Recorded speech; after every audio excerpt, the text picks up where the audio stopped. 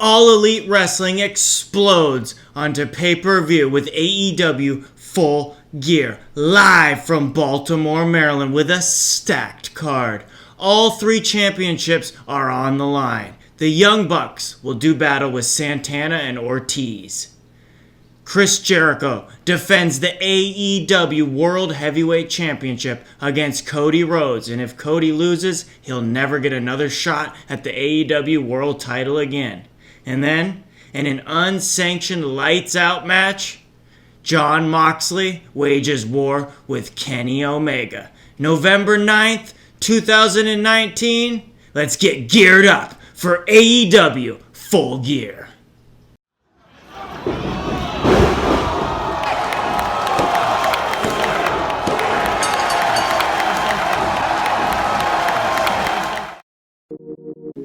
How's it going, pro wrestling fans? It's your boy JtoZ TV Dad here once again in the JtoZ TV Pro Wrestling Control Center. We are here to break down All Elite Wrestling Full Gear. That's right, guys. That was live on pay-per-view November 9th, 2019 from Baltimore, Maryland.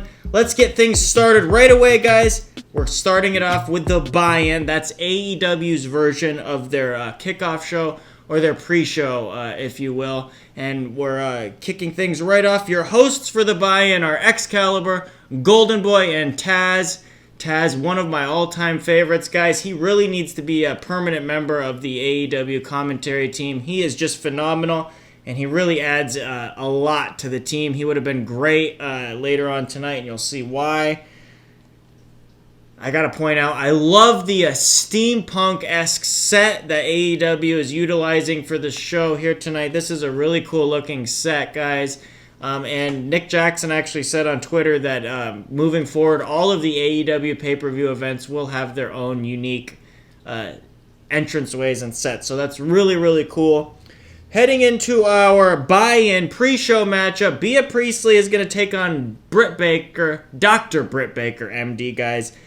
This one is a little bit of a hot rivalry that's been building for a while, and starting things off here, we've got a hot crowd.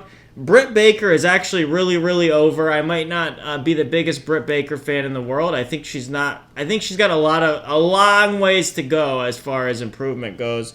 She's not that polished yet, but she's getting there. But AEW has done a great job of getting her over, and she is really over here. She even gets pyro, so they're doing a good job of making her seem like a pretty big deal. It's only a matter of time before she becomes the AEW Women's Champion in my mind. Bea surprisingly does pretty well here, and she actually doesn't botch anything. She has kind of a reputation of botching stuff, and in Stardom especially, and looking like she's going to hurt people. Everything looked pretty smooth here tonight in this matchup. This is a big improvement for her. And Britt Baker actually doesn't look too lost here. That's a big problem I have with Britt Baker. She really doesn't look like she's knows what she's doing sometimes, and pretty much here tonight, she did not look lost at all. Taz's commentary really stands out here, guys. It's really incredibly tight. Taz, like I said, he adds so much to the presentation. He's, aside from Tony Schiavone, Taz does a lot to add to the commentary team. They need to sign this dude and have him working permanently. I don't know if his radio gig is going to interfere with that. I want Taz on my AEW commentary team. This is one of the best women's matches so far, actually, in AEW, and it's probably the best match either girl has had so far in the company. Priestley actually looks pretty strong, busting out some nice aerial moves here, springboarding to the top rope and things like that. Britt Baker's going to bust out a pretty nice destroyer for a believable near fall towards the end. They're going to go into a nice sequence that leads right into Britt Baker's lockjaw finisher.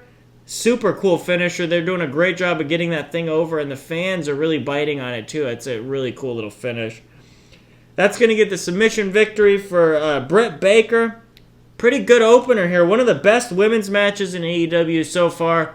Great choice to open the buy-in up with. We're going to go 3.5 stars. These girls actually clicked pretty well here tonight. Post-match, Brandy Rhodes and Awesome Kong are going to return. And Awesome Kong's going to get into the ring and basically lay out Priestley with a spinning back punch. That back fist is devastating. Lays her right out with it.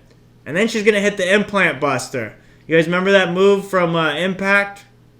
Back in the TNA days, she used to drop Gail Kim with that thing all over the place. She drops Priestley with the implant buster. And then her and Brandy are going to end up cutting a lock of Priestley's hair off. Okay, interesting. On to the main show we go, guys. Of course, Jim Ross is going to join the announce team because JR and Excalibur are your hosts. Tony Schiavone is sadly on assignment with the Georgia Bulldogs. I love me some Tony Schiavone, so I'm kind of bummed out about that one. Why not just let Taz stay on at the table and work the whole show on commentary? Kind of weird to me, but I would have liked to see Taz here. Opening the matchup, it's Santana and Ortiz against the Young Bucks. It's a really strong choice for an opener, guys. This is going to be good.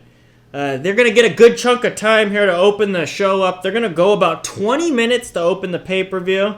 And they have a hot, rabid AEW faithful to work with here. This crowd is lapping up whatever these guys are putting down. They're going to get right into things here, and they're going to set a quick pace early. Although they're really going to take their time telling a really, really good tag team story here. And both teams are so good that they manage to walk that fine line between constant action, story, and psychology very, very well. Guys, nobody works the referee anymore. I was just telling JtoZ TV mom, my wife, I was just telling her that no singles wrestlers pretty much, but no teams utilize that third man in that ring anymore, and that's the referee. He really can be like a third dance partner for you. Basically, knowing what the rules are, and basically if you're a heel trying to distract the referee and get away with doing things behind his back, that's what these teams do here. They early on, both Santana and Ortiz and the Young Bucks are going to utilize the referee really well. Santana and Ortiz are going to do a nice little spot where they untuck referee Rick Knox's shirt, and basically he's distracted trying to retuck his uniform. And while he's doing that, Santana and Ortiz are cheap-shotting behind his back. They're sneaking in and out, not tagging. Pretty cool stuff, guys. It's the little things that really make somebody a superstar, and I really enjoyed seeing them utilize this here. And like I said, it stands out because nobody does it. What's old is new again, guys. There's a unique bit even where Ortiz is going to stretch his foot out. Ortiz is going to tag when Santana has his foot outstretched, and Rick Knox is not going to allow it. And the fans are going to crap on it and start booing. I thought it was kind of funny. I've never actually seen that in a match where a tag was made using the foot. I don't know. We got to ask the pro wrestling gods. You guys think that should have been a legal tag? The people in the building thought it should have been legal.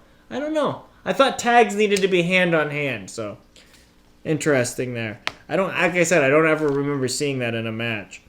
Nick Jackson is going to end up accidentally kicking the ring post basically on a PK kick attempt, and he's going to end up striking that. And like Excalibur said, it's a squared ring post, so you got that sharp edge on there, and Nick Jackson strikes it with his shin. So we're going to get some terrific psychology as Ortiz and Santana are going to isolate him and try to work over that leg. Nick ends up not being able to execute the Meltzer driver because of his injured leg, and he collapses on the top rope going for it. Except he's going to end up having too much pride, and he's going to tag himself in when Matt ends up trying to fight both Ortiz and Santana off himself. He can't manage it, so Nick tags himself in. He's a house of fire ready to go, but he just cannot stand up with that injured leg.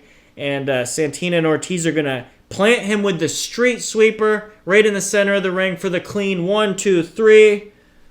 That is one heck of a tag team opening match, guys. And one of the best tag team opening matches of all time, I would have to say. I love the way, like I said, that they played with the match structure here. They mixed up where they put the heat segments and the comebacks. Pretty innovative stuff. And even the way that they built into the finish. They implemented the psychology really well of working on Nick's injured leg, and then the way that it actually did play into the finish. This is top-notch other level tag team wrestling here, guys. Ortiz and Santana are absolute treasures, and there really is no better tag team in all of professional wrestling than the Young Bucks. I'm going to go 4 3/4 of a star. A nearly perfect opening match, guys. I loved this opening tag match. And of course, afterwards, we're going to get a little bit of shenanigans. Ortiz and Santana are going to attempt to attack the Young Bucks post-match. But Ricky Morton and Robert Gibson, the Rock and Roll Express, are going to make the save, guys. Robert Gibson still throws an incredible punch. Sometimes it's just the fundamentals that matter. I loved watching him throw a punch in this one. And Ricky Morton's going to end up nailing a slingshot destroyer here, guys. You guys got to see it to believe it. The crowd loves it. He gets a big "You Still Got It" chant. And he's going to follow with a tope suicida as well onto both members of Proud and Powerful. The fans love it, guys. Awesome moment as you basically get to see a nice little honoring of the past with the Bucks honoring the Rock and Rolls. And the R&R gets to basically pass the torch here in a symbolic moment to the Young Bucks. Tremendous segment, guys. Moving right along, Hangman Page is going to go one-on-one with Pac in a rematch here, guys. These guys usually have really, really good chemistry together, so this should be really good. We're going to get a pretty typical match structure to start things off, as Hangman is going to fire up early, and then Pac's going to end up taking over for an extended heat segment. They're going to end up pulling the fans into it as Pac ends up missing a split-legged corkscrew into the ring. Hangman's going to fire back with a nice belly-to-back swinging sidewalk slam-esque suplex right there on the ring apron. It's almost like a boss man slam kind of that he plants Pac with right on the apron. And then we're going to get an absolutely insane spot. This is like action figure type stuff. There's a chair that's opened up on the floor, sitting in the corner by the guardrail, and Pac is going to end up lifting Hangman up and dropping him in a brain buster. And it's a pretty stiff-looking brain buster right on this open chair. Gnarly spot, pretty gnarly, awkward bump, too, and Hangman gets a pretty big laceration, big scrape all across his back taking the bump. It's a really impressive spot, though. Back inside the ring, Page is going to end up blocking the Black Arrow by crotching Pac up on the top rope, and Pac almost dies taking the bump. It's kind of scary. Hangman's going to follow him up and plant him with a really impressive follow-away slam off the top rope. What a bump by Pac there. Hangman's going to look for the Deadeye, but Pac counters out into the Brutalizer. And this is how good AEW's done of building the Brutalizer up as a killer finishing move. It puts people out as soon as Pac gets it on. I thought that was it as soon as he had it on here, and Hangman does a great job of selling it. But Hangman's going to fight and collapse into the ropes to break the hold. Really, really cool stuff, guys. Black Arrow misses. Buckshot from Hangman misses. And they're going to do an awesome spot as they almost bump the ref. Pac is going to obstruct the ref's view as he goes for a low blow. But Hangman Page, he's a cowboy, man. He sees it coming and blocks that foot. He gets a big roaring elbow. Just one roaring elbow. And then a giant lariat. And then he's going to finish things off with the Deadeye, guys. For the 1, 2, 3, Hangman Page gets the clean victory. This was a great match. I really liked the creative spot with the chair on the floor. Like I said, impressive bump. But Hangman and Pac really worked their butts off here. This was a terrific match, guys. I'm going to go 4 stars. Solid work from both guys. Next up, rolling right along. It's one of my favorites, guys. I got the shirt right here. The original bad boy himself, Joey Janela, is going to take on Shawn Spears. Let's see if Spears has improved in the ring at all, guys. And like I said, Joey Janela is one of my favorites, and he's been on an absolute roll lately, stringing together. He had a great match with Kenny on Dynamite, an amazing match with Kenny also on AEW Dark, and he's been doing some great work on that show. A little sloppy to start, as Janela is going to get a pretty questionable run on Spears, and then Spears is going to take over as he catches Janela coming off the apron with a power slam onto the floor. Spears' offense is a little bit better here, but he's still missing that little something, that little just something. When he takes over in his heat segments, there's just nothing there. It's like the air comes out of the building. There's not enough mean streak in him. The offense isn't there. I want to see this guy choking, raking eyes, cheating behind the ref's back. Come on, Tully. You're one of the best rule breakers of all time. Get in this kid's head and help him out, man. Like I said, there's just nothing there on his heat segments. Shawn Spears is even going to bust out the dreaded chin lock, dude. He's got to shake that out of him. Man, that's that WWE developmental system being ingrained in him. Janela is going to show awesome babyface fire here and and he's going to time his comebacks very, very well. Nice heel move as Spears is going to end up tying Joey Janela's hair to the corner turnbuckle.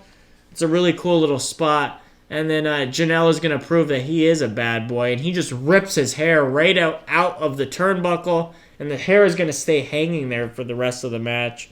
That's a really, really cool spot. Janela's going to end up hitting a nice somersault plancha from the top rope to the floor. But it's not going to do much of anything because the crowd is pretty much dead here. Joey ends up managing to warm them up here and there with his comebacks just because they're timed so well. Behind the ref's back, Spears tries to get the turnbuckle pad off. Earl Hebner's the referee here, and he tries to go and replace the turnbuckle pad. While he's doing that, Spears and Tully Blanchard end up teaming up, and they hit a tag team spike pile driver with Tully coming off the ring steps. And they spike Janela onto the floor. Back into the ring, Shawn Spears is going to connect with the running Death Valley driver for the 1-2-3. He's going to get the win. Joey Janela looked absolutely great coming out of this, but like I said, Shawn Spears still missing something. But this is the best he's probably looked so far. 3 stars for Shawn Spears versus Joey Janela. It was meh, and 3 is maybe being a little generous. I'm a Joey Janela mark though, and I thought that he played his babyface role pretty well, and he came out looking good, and he made Shawn Spears look as good as he's looked so far. But Spears really needs some work. He needs to find his mean streak, I think. Next up, rolling right along, it's the 3-way dance for the AEW World Tag Team Championships. Frankie Kazarian and Scorpio Sky, SoCal Uncensored, are defending the championships against the Lucha Bros, Pentagon and Rey Fenix, and Private Party, guys. Private Party making a name for themselves. I've really come around on these guys. They're pretty phenomenal. These things, these 3-way multi-team matches have a tendency to be awkward. So let's see what we get here. Kaz and Mark Quinn are going to end up starting things up with some nice mat work. Let's see how long that lasts before we end up degenerating into a spot fest here. So 2 guys are in the ring at once. You could tag anybody, so it's one of those. I wonder if the outlaw rule is in effect. The match really seems to pick up anytime either of the Lucha Bros are in the ring, especially when they're doing anything with Private Party because the pace just really picks up. We're going to end up getting the obligatory car crash sequence on the floor with everybody just diving onto each other, and we're going to get a really impressive dive from Phoenix, and it's just almost indescribable. You guys are going to have to check it out. And then he's going to follow it up with an equally indescribable springboard body press that he ends up starting on the big ramp that's connected to the ring, gets a running head start, springboards onto the ropes. It's just phenomenal, guys. Phoenix he reminds me of a young Rey Mysterio, just the things he does that I've never seen anybody do before. He's reinventing the high-flying game for sure. He's insane. We're going to get a nice, believable near fall after Mark Quinn busts out his absolutely picture-perfect shooting star press. Gin and Juice is going to be blocked, though, and SCU ends up hitting SCU later for the pin to retain the titles. And then the Lucha Bros are going to attack post-match. Pentagon's got a steel chair, and he's planning on driving Frankie Kazarian down on his dome piece with a package pile driver onto that steel chair. But the lights go out. And when they come on, we have a second Pentagon in the ring. That's right, guys, a second Pentagon. This one's tattooless, though. It's kind of strange. The 2 Pentagons do the old Doink the Clown mirror bit, where they do the Cero Miedo at the very same time. And then the tattooless Pentagon, the imposter, ends up attacking the real Pentagon. and he hits him with angel's wings. It's kind of a familiar move. Sure enough, Pentagon number 2 unmasks, and it's the returning Christopher Daniels getting some revenge on Pentagon and Phoenix for their dastardly attack on him prior to their tag team title tournament match on Dynamite a couple of weeks ago. Pretty cool little moment there. This match, it really picked up at the end, but it just never really clicked. It never really got going into second gear either. It kind of just skipped from first gear right into the finishing sequence. Solid work. Ray Phoenix comes out looking like $1 million, guys. 3.25 star for the AEW World Tag Team title matchup. And we're going to keep it going with the championship matches because next up it's the AEW Women's World Title matchup as Riho is going to defend her championship against Emi Sakura. And this thing is going to have an absolutely awesome video package to hype the history, the story between these two women. Emi, of course, training Riho. These guys have a long, long history together. Such an emotional video. My wife actually ended up shedding a tear or two during the video hyping this matchup. So those things do a great job of investing people. I felt really invested in this matchup. That pretty much had no build, but this video package did a phenomenal job of building it up. Big respect to the AEW production team for that one. This is very emotional. Like I said, Emi Sakura is actually in tears during the Justin Roberts ring introductions prior to the match here. So really, really cool stuff here. It's going to add a lot to the match. These two ladies are going to dig right in, and they're going to do an impressive spot right away. I have some mat work with Riho bridging on a knuckle lock attempt, and Sakura trying to basically put her weight down and break the bridge, throwing all of her weight down in her knees, and just she cannot break the bridge of Riho. Pretty impressive stuff. And then basically after that, Sakura is just going to basically start overpowering Riho. They're going to do the old hair veil where she whips her by the hair around the ring, and they're really going to establish that Rio's size, like always, is going to be to her detriment here, and that's going to be the story to set things up. Rio's going to end up bumping and selling like a champ. Really, nobody does it and evokes emotion quite like her. Obviously, right off the bat, it's apparent that there's instant chemistry between these two women. I think Excalibur mentioned they've worked like some 238 times or some ridiculous number like that together. So they know each other very well, and the chemistry is certainly there. Riho, her selling, though, like I said, absolutely phenomenal. She ends up getting the entire building to chant for her. That's how good she is at evoking sympathy. She just sells so realistically. She looks to be dead pretty much after a Vader bomb into a senton by Sakura. And then Emi Sakura is going to end up hitting an absolutely picture-perfect Tiger Driver. But Riho is just consumed with that fighting spirit, and she immediately rolls through and hits a double stomp. Awesome stuff. And then Riho is just going to deliver an amazing comeback here and fire up as JR actually puts her over pretty big on commentary. The dude still has the commentary chops. And during her comeback here, you could see it. He really put her over big. Picture perfect Northern Lights suplex from Riho. Ends up getting 2. Very near fall. A big double stomp from the top rope gets 2. Emi's going to fire back with a sickening backdrop driver. It's just gorgeous and deadly at the same time. And then these two are going to go into an amazing finishing sequence, trading pinfalls with Riho slipping out, hitting double knees here and there. Rio's going to end up catching Emi with a flash pan off of a tilt-a-whirl roll-up. For the 1-2-3, Riho holds on to the title. I absolutely love this match, guys. I can't rave about Riho enough. She's just a total package, and she's absolutely on another level. And Emi Sakura is just an absolutely tremendous worker. The chemistry was definitely here between these two women. Best AEW women's match of the division so far in the entire run of the company. I could watch these two women wrestle forever. I love this match. 4 stars, guys. And now we roll in to the heavy hitters, the big ones, the main events, guys. Next up, it's the AEW World Heavyweight Championship match. Le Champion Chris Jericho defends his AEW World Title against Cody Rhodes. And if Cody fails to capture the title tonight, he vows to never challenge for the AEW World Championship ever again. Cody has MJF in his corner with him, and his mother is also at ringside, so the story is set there. You've got 3 judges sitting ringside also in case the match goes to a 60-minute time limit draw. Those judges are Arn Anderson, Dean Malenko, and the Great Muta. My boy Conrad Thompson with the Great Muta hookup, eh? Jericho has Jake Hager with him, of course. We're going to get an old school slow start to the match, which I dig, as they're going to feel each other out and trade holds.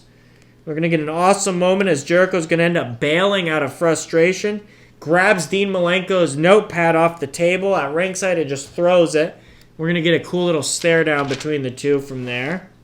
Cody is going to try to go to work on Jericho's arm to try to counter or prevent the Judas effect, which is pretty smart. And then, guys, the match just takes a turn here. We're going to get a scary, sickening moment as Cody's going to go for a dive over the ropes onto Jericho, who's sitting on that. He's actually standing on that metal ramp that's connected to the ring. Jericho's going to sidestep Cody, though, and Cody's going to slam face first into the steel ramp, just like at an angle like this, and he almost snaps his neck. It's just a very, very sickening bump and spot that everybody just goes when he takes it, you know what I mean? He gashes his eyebrow open incredibly badly. I mean, blood's just pouring out. The doctor's out and everything, but Cody insists on continuing to work. And there's just been a whole lot of drama and a whole nother level just added to this match here. There's just a whole nother layer of storytelling added now. Jericho's just going to keep beating the injured Cody down. Old school, of course, targeting the wound on Cody's head there. And Jericho's going to end up doing a phenomenal job of giving Cody little hope spots here and then just cutting him off when Cody tries to make his comeback. Cody's going to end up getting his knees up eventually on a lion salt attempt. And then he gets a near fall off the springboard diamond cutter. Beautiful disaster kick's going to put Jericho down on the floor. But Le Champion cuts him off once again and takes over.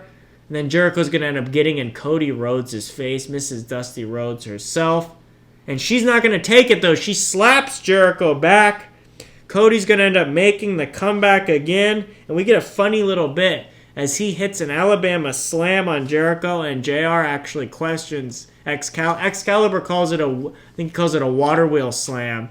And JR questions Excalibur, and he goes, you remember what Bob Holly used to call that move? And Excalibur actually doesn't know what to call it. So clearly he doesn't watch WWE. Who blames him, right?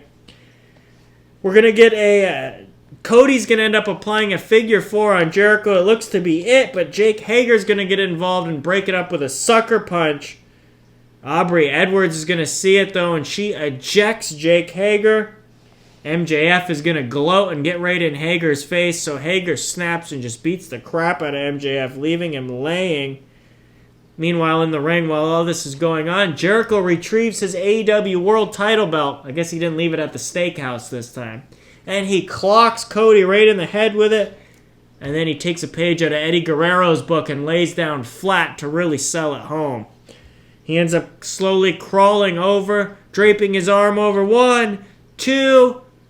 He kicks out at 2. Awesome, believable near fall. The fans are chanting. This is awesome, guys.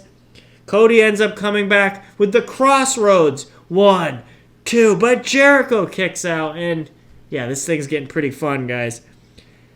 Cody ends up getting the bionic elbow. Dusty's old flip-flop and fly bionic elbow for a big pop and a near fall. He goes for the beautiful disaster kick, but Jericho's going to catch him in mid-air, you guys, with the code breaker. That has to be it. 1, 2, but no! Cody's going to end up kicking out, and now Jericho's going to remove that weightlifting belt around his waist there, that back support, his custom-made Le Champion weightlifting belt, that leather heavy belt, and he's going to end up whipping Cody, and I mean really stiffly with it. So loud it sounds like shotgun blasts just crackling out through the building.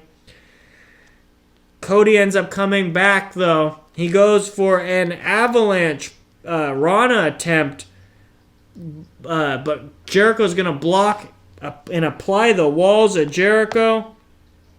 Cody chants ring out as Cody ends up fighting out and making the ropes. And then Jericho makes a mistake. He shoves Aubrey Edwards, and Girl Hebner, she ain't having it.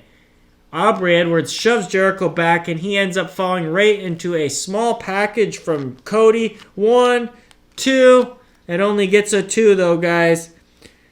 Back up, and Jericho gets the walls of Jericho a second time on Cody. This time, he's going to elevate it. He turns it into the Lion Tamer. I'm talking about the knee behind Cody's neck, really cranking back on the move. It's sunk in, guys. He's really got it cinched in. And MJF produces a white towel, guys. MJF then takes that towel. He throws it in and submits on behalf of Cody. Pretty shocking ending there, guys. That's it. The building just buries MJF with boos. Absolutely crazy. Jericho is still your world champion, and Cody can no longer contend for the world title ever again. Post-match, MJF is beside himself and in tears, apologizing to Cody for throwing the towel in. Of course, Cody tries to console him, tells him it's okay, and MJF just rears back and kicks Cody right in the groin with a low blow and drops him. And MJF just laughs hysterically. He sticks the knife right into Cody's back and turns the handle, breaking that thing off right in his spine, you guys. MJF has turned his back on Cody. The Better Hood is no more. My heart, as well as everybody else's in the crowd, is broken and shattered. Why, MJF? Why? As for the match, this was the epitome of storytelling here, guys. MJF got so much heel heat for the post-match angle and the turn. He actually gets pelted with a water bottle by a fan. I heard that the fan was a plant. We'll see, but his reaction to it, just smirking it off. MJF is a firm number 2 heel in the company now, as he should be. This guy's going to be a future World's Heavyweight Champion. Like I said, the match itself was good, solid, dramatic, old-school stuff. Cody's botched bump on the floor onto the ramp actually added a whole lot of drama to the match and added a whole other level of danger. Good stuff, guys. 4.25 stars. And this is it, guys. They're going to turn the lights out because technically the AEW portion of the show is finished because the next match is our lights out, unsanctioned match. Kenny Omega versus Jon Moxley. Anything goes. There must be a winner. And as Moxley promised, this is going to be pro wrestling violence, the likes of which has never been seen in this country in decades. Let's see, guys. Let's see how this thing turned out. I got to think that Moxley's not going to disappoint. This, of course, does not count towards either man's win-loss record, as it is an unsanctioned bout. We're going to get a fast-paced set immediately as they go hard and heavy, full steam. Moxley's going to end up going under the ring to get the plunder almost immediately. And both guys are going to quickly end up in the crowd with Kenny hitting a crazy running, leaping dropkick over the guardrail. He really gets some air on this thing and takes a pretty nice flat back bump on the bare concrete floor. And then he's going to end up putting a trash can onto Moxley's stomach and climbing up onto a platform, jumping off and double stomping it right into Moxley's chest there. Moxley's going to end up introducing the barbed wire baseball bat, his best friend, his Lucille, if you will. And he ends up just nailing Kenny with it repeatedly in the back. Kenny's got puncture wounds all over his back, guys. And pretty gross stuff. Then Moxley's going to just place that baseball bat covered in barbed wire on Kenny's back and just stomp away on it, rolling it on Kenny's back, just really tearing his back up, making it into a figurative pin cushion. There's going to be a 6 spot where Kenny's going to have Moxley in a waist lock, and Moxley's going to counter out by taking that bat and just grinding it all over Kenny's arm. Ugh. Pretty sick spot. There's blood just everywhere, guys, and Yeah, this is already pretty gnarly. Kenny's going to end up getting his barbed wire broom because he is the cleaner. He's just going to whack Moxley right over the head with it, splitting his head open. And then he's just going to sweep. He takes that barbed wire bat and just starts sweeping the back of Moxley. Really just tearing his back to literal ribbons here. There's blood everywhere. This is pure violence. Kenny's going to come back with a Kintaro Crusher onto the barbed wire broom. He's going to end up hitting the You Can't Escape using a trash can. And then he's going to go under the ring and actually produce a board that's covered in mouse traps. My mind just exploded, guys. Moxley's going to end up giving Kenny an X-Plex right onto the mousetrap board, and those things are going to snap off like crazy. Pretty sickening spot. Creative, too. Moxley's going to end up introducing a giant pile of gold chain to the match. Gold for AEW. He's going to end up sidewalk slamming Kenny right onto that gold chain, the pile of it. Gets a neck breaker onto the chain even. And then he's going to grab a screwdriver and actually try to stab Kenny Omega with it. Kenny's going to evade that, though. And Moxley's going to end up sticking that screwdriver right into the top turnbuckle. Kenny's going to come back with Kenny's going to try to come back with something, but Moxley's going to cut him off and drop him with a belly-to-back suplex onto that chain.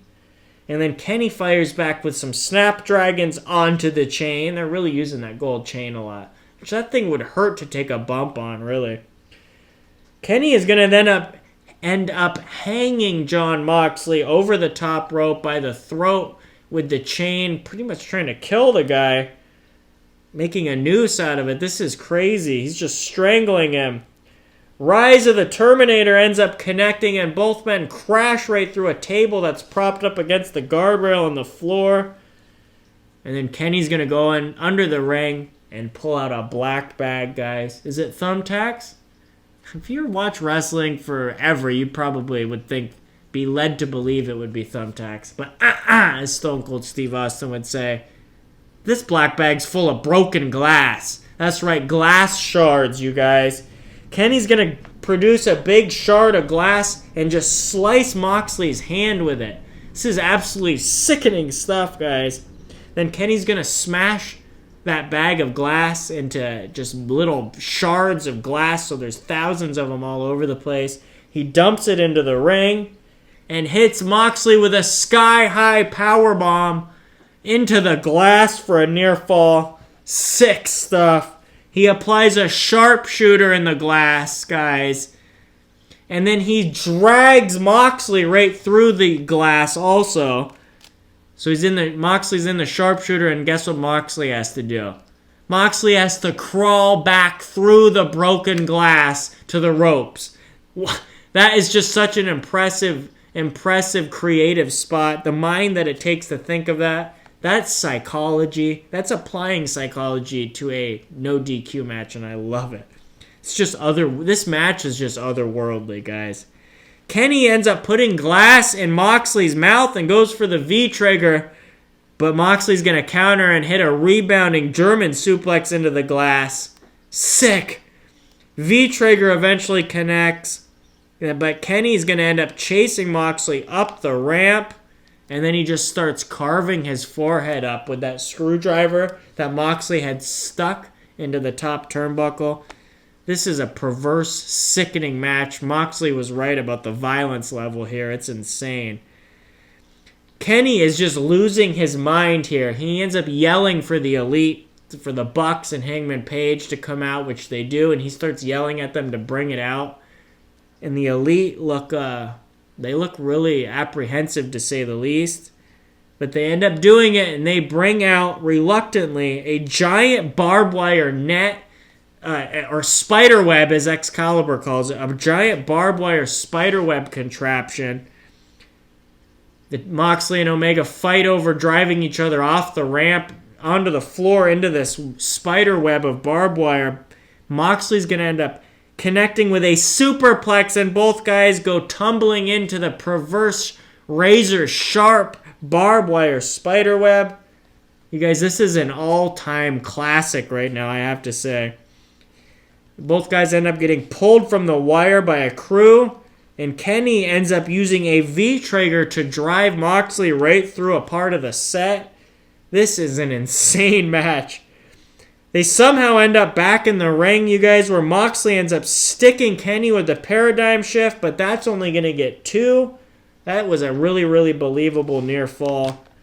Moxley ends up he's going to go total Tommaso Ciampa, Johnny Gargano here, and he starts tearing up the ring canvas, exposing the wooden boards, the 2x4s underneath, pulling the padding up. Kenny ends up firing back, though, with his own paradigm shift onto Moxley, onto the exposed wood, but that's only going to get 2. And then Kenny goes up to the top rope. He channels the spirit of his best friend, of his partner, the Golden Star, Kota Ibushi. This is awesome storytelling. Kenny goes for the Phoenix Splash. That's Kota Ibushi's big move.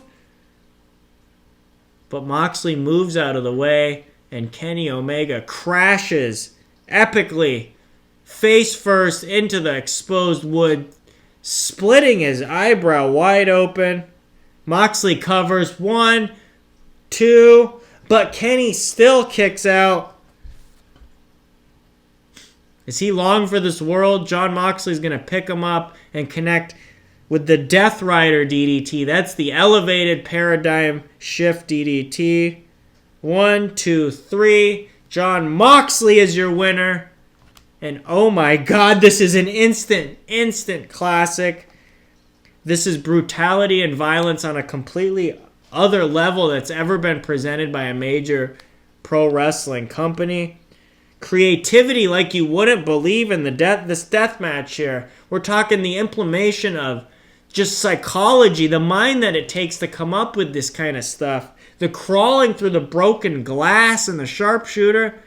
God, that's actually applying psychology to a death match, and that takes a really incredible level of wrestling intelligence. Your wrestling IQ has to be insanely high to be able to put something like that together, just to be able to think of it, to fathom it. Flawless execution and structure from these two. The chemistry between Moxley and Kenny is just there. Jon Moxley, I've never seen a bigger reinvigoration of a wrestler than Jon Moxley when he left WWE and came to AEW. This is a new man. He is absolutely reborn. Compare him with Dean Ambrose in the WWE, and these two are like night and day. They're like water and oil. They're just completely different. Moxley is absolutely one of the best wrestlers in the world right now, too. I really love the poetic storytelling finish with Kenny missing Kota Ibushi's Phoenix Splash. That's like a tragic ending to a Shakespearean novel. Or play. Shakespeare didn't write novels. A Shakespearean play. I'm starting to sound like a weirdo here. Like a dum-dum. What I know, though, is pro wrestling, guys. I've seen a lot of it. Over 30 years of pro wrestling up in this here noggin right here. And you know what? This is one of the best no DQ brawls I've ever seen. Best street fights of all time, guys. It's going to be a long time before this one is topped. This is an instant classic.